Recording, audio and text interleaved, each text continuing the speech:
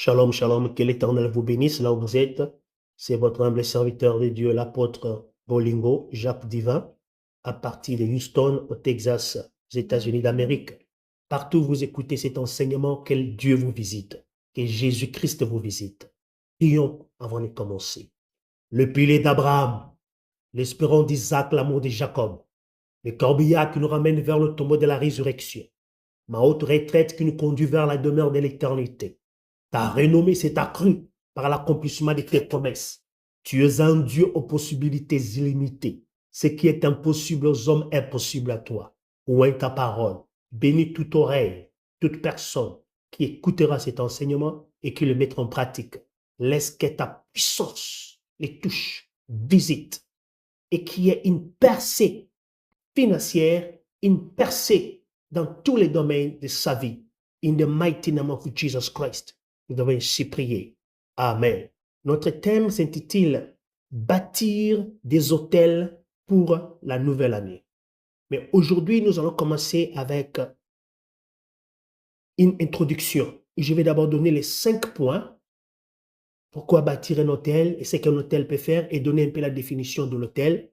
Et prochainement, quand vous aurez la partie B, et on va commencer à entrer par le premier hôtel que nous allons dévoiler le 31 décembre 2025 à la traversée. Le reste des hôtels, ça sera tout au long du mois de janvier, février et mars, parce que nous allons entrer en profondeur pour comprendre qu'est-ce qu'un hôtel, comment les hôtels fonctionnent et comment en bâtir. Amen. Quelques-uns. OK. Écoute ceci. Ce que tu bâtis pour Dieu, au début parlera pour toi pendant toute l'année. Un hôtel n'est pas une décoration, c'est une décision.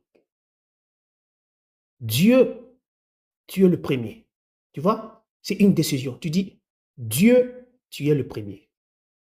Corps du Christ, alors que nous clôturons l'année, beaucoup demandent, que va apporter 2026? Mais le ciel nous pose une autre question. Qu'est-ce que tu vas bâtir pour moi? Après le déluge, Noé aurait pu faire beaucoup de choses. Il aurait pu se précipiter pour bâtir une maison. Il aurait pu courir après l'argent. Il aurait pu chercher le confort. Mais la Bible dit que la première chose que Noé a bâtie, c'était un hôtel. Genèse chapitre 8, le verset 20. Noé bâtit un hôtel à l'Éternel.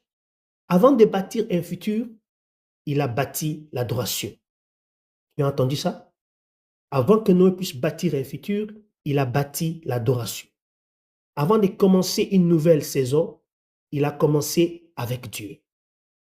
Si nous voulons une nouvelle année sous un ciel ouvert, nous devons rebâtir l'autel. Point numéro 1. L'autel est un lieu de gratitude. L'autel de Noé était un message. Dieu, tu m'as sauvé, je n'oublierai pas ta miséricorde. Certains se plaignent parce qu'ils ont perdu des choses cette année. Mais Noé a presque tout perdu et pourtant il a adoré. La gratitude est une intelligence spirituelle. La gratitude garde ton cœur tendre et ta foi vivante. Donc la gratitude garde ton cœur tendre et ta foi vivante. Amen. J'aimerais que tu pries avec moi maintenant avant que nous puissions continuer. Dis après moi, Seigneur, merci de m'avoir protégé. Merci d'avoir porté ma famille.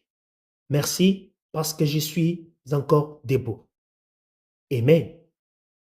Voici maintenant ce que tu dois faire. Avant que janvier n'arrive, tu dois écrire 3 choses que Dieu a faites pour toi et 3 manières dont Dieu t'a préservé. Et si tu peux combiner cela et tu peux en faire un témoignage que tu vas partager. Alléluia. Je vais revenir là-dessus la semaine prochaine pour donner la différence entre des choses que Dieu a fait pour nous et des manières dont il nous a préservés. Comme on est sur l'autel, je ne vais pas perdre mes pensées. Continuons d'abord avec l'autel. mais je vais te donner un exemple peut-être à la fin pour que tu comprennes la différence. Alléluia. Merci. Par exemple, moi, ce que Dieu a fait pour moi, Dieu m'a béni financièrement et ce que Dieu a fait pour moi en matière de la préservation, il m'a préservé de l'accident, de la mort. Je connais un accident mortel, mais il m'a préservé. Je n'ai pas connu la mort. Tu vois? Mais ce qu'il a fait pour moi, il m'a béni financièrement et il m'a préservé contre la mort. Voilà un exemple typique. Voilà. OK. Passons au point numéro 2. Point numéro 2. L'autel rétablit l'ordre spirituel. Après un déluge, tout était désordonné. Émotions, finances, relations, décisions. Tout est en désordre. L'autel remet Dieu au centre. Beaucoup veulent la bénédiction, mais ne veulent pas l'ordre. Pourtant, la bénédiction coule là où Dieu est honoré. Genèse chapitre 8, verset 21. Montre quelque chose de puissant. Genèse 8, 21. Montre quelque chose de puissant. Quand Noé a adoré, Dieu a répondu. Déclare avec moi.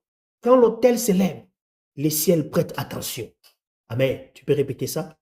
Quand l'autel s'élève, les ciels prêtent attention.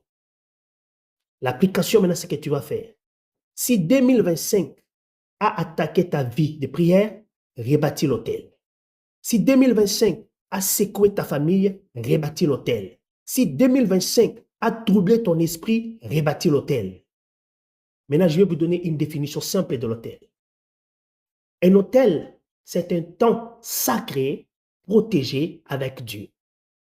C'est une relation vivante que tu entretiens par des actes constants qui augmentent ton intimité avec lui malgré les pressions de la vie.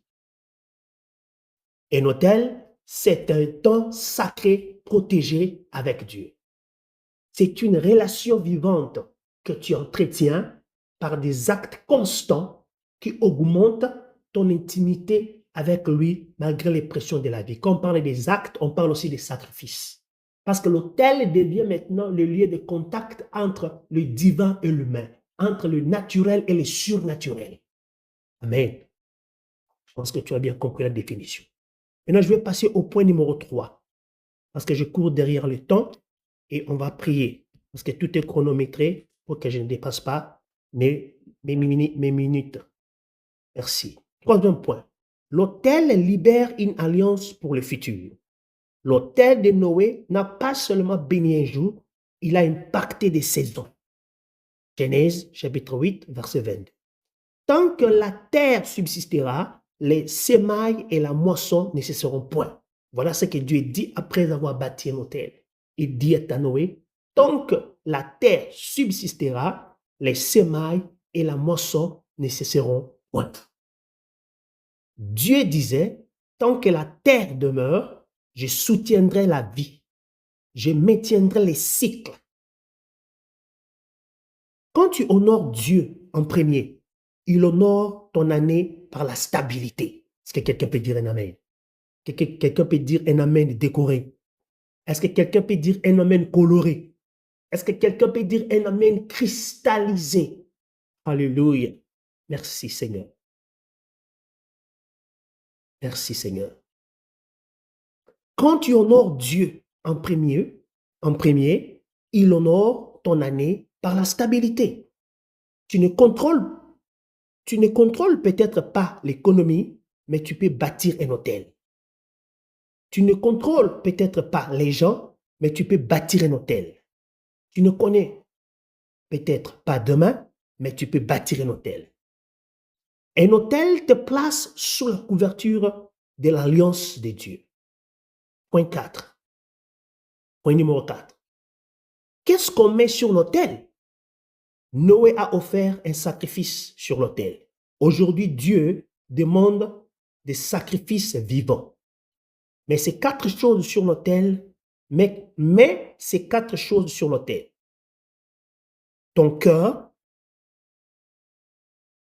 repentance, et que tes mains soient propres, mets ton temps, prière, le temps de la prière, la méditation de la parole de Dieu, la Bible, la fidélité à l'église, Mets sur l'autel ta maison, ton mariage, tes enfants, l'unité. Mets sur ton autel ta sémence, les dons, les services, l'évangélisation, et tu verras ce que Dieu va faire dans ta vie. Ça, c'est l'introduction de l'autel. Alors, j'aimerais maintenant que tu déclares ceci. Dis clairement, en 2026, nous ne donnerons pas à Dieu les restes, nous lui donnerons le premier. Je répète, en 2026, nous ne donnerons pas à Dieu les restes, nous lui donnerons le premier. Pour conclure cette première partie, le déluge a pris fin, mais Noé n'a pas commencé par le confort. Il a commencé par l'alliance, il a commencé par l'adoration, il a commencé par un autel. Tu vois? Si nous bâtissons l'autel, Dieu bâtira l'année. Il bâtira notre futur. Il bâtira notre destinée. Il bâtira notre stabilité. 2026 sera peut-être une année remplie de surprises pour certaines personnes, mais pas pour toi qui as bâti un autel pour lui. Car la Bible nous dit quelque part, Dieu ne fait rien sans toi, sans devoir révéler à ses serviteurs. Il te révélera ce que tu dois faire, ce que tu feras, et il te révélera ce que l'année sera. Alléluia. Maintenant, nous allons prier afin que nous puissions faire des prières de déclaration pour 2026. Alléluia. Merci Jésus. Merci. Alléluia. Si ton autel a été brisé cette année, nous allons prier. Si tu veux un nouveau départ avec Dieu pour 2026, nous allons prier. Si tu veux que ta maison soit couverte et restaurée, nous allons prier. Et avec moi, avec ton cœur, pas avec tes pensées. Alléluia. Prie après moi. Père, au nom de Jésus, nous clôturons cette année avec gratitude. Nous nous repentons pour chaque moment où nous nous sommes éloignés, chaque prière négligée, chaque fois où nous t'avons mis en second. Ce soir ou ce matin, nous rebâtissons l'autel dans nos cœurs. Que tout fardeau de 2025 soit ôté, que toute honte soit effacée, que toute malédiction soit brisée, que toute attaque contre les familles soit renversée. Alors que nous entrons en 2026, ouvre les cieux sur cette maison. Relâche la paix, la direction, la sainteté et la faveur. Que notre sémence parle, que notre adoration monte, que notre foi grandisse. Nous déclarons en 2026, nous n'entrerons pas sans avoir bâti notre autel. Nous bâtirons notre autel. Nous bâtirons nos autels au nom puissant de Jésus-Christ. Alléluia. Maintenant, tu vas faire ces prières de déclaration avec moi ensemble. J'entre dans la nouvelle année sous un ciel ouvert. Mon autel ne sera pas brisé. Ma vie de prière se relèvera. Ma famille ne se dispersera jamais. La confusion ne me conduira pas. Je reçois la sagesse pour les décisions. Mes mains seront productives. Ma sémence apportera une moisson. Le Seigneur me préservera du mal. 2026 portera mon témoignage. Au nom puissant de Jésus-Christ. Amen et Amen. Alléluia. Le livre de Romains nous dit quoi? Que nous puissions offrir notre corps comme un sacrifice vivant, ce qui sera de notre part un culte agréable, raisonnable devant notre Dieu. Maintenant, est-ce que tu as restauré ton autel? Je vais maintenant te demander de prier cette prière de repentance pour revenir dans la présence de ton Dieu. Père céleste, je me tiens devant ta face avec un cœur brisé et humble. Aujourd'hui, je reconnais mes fautes, mes désobéissances conscientes et inconscientes. Là où j'ai abandonné mon autel, là où j'ai remplacé l'intimité par l'activisme, là où j'ai toléré le péché, la distraction et la négligence, Seigneur, pardonne-moi. Je me réponds de tout ce qui a affaibli ma relation avec toi. Paroles inutiles, pensées impures, manque de discipline spirituelle, compromis, secret et dureté du cœur. Pardonne-moi. Par le sang de Jésus-Christ, je demande la purification complète de mon autel. Que tout feu étranger soit éteint. Que toute souillure soit lavée. Que toute accusation de l'ennemi soit réduite au silence. Seigneur, comme Élie a réparé l'autel de l'Éternel qui était renversé, restaure aujourd'hui mon autel. Rebâtis ma vie de prière. Restaure ma faim pour ta parole. Réveille ma sensibilité à ta voix. Je redédie mon temps, mon cœur, ma famille, mon ministère et mon avenir sur ton autel. Que mon autel parle pour moi dans les cieux. Qu'il libère la miséricorde, la faveur et la direction divine. Que le feu frais du ciel descende maintenant, consume tout sacrifice vivant que je t'offre et établisse un autel pur, vivant et permanent. À partir de ce jour, je choisis la sainteté, l'obéissance et l'intimité avec toi. Que ma vie devienne un autel restauré pour ta gloire et ton dessein. Au nom puissant de Jésus-Christ, Amen, Amen, Amen. Alléluia. Tu es restauré. Maintenant, attends la partie B pour que tu puisses comprendre ce qu'est maintenant la différence entre ce que Dieu a fait pour nous et la manière dont il nous a préservés. Puis nous allons entrer à l'autel numéro 1, le premier autel à bâtir. Que le Seigneur vous bénisse. C'était votre humble serviteur, l'apôtre Jacques Duver Bolingo, à partir des USA. Shalom, shalom.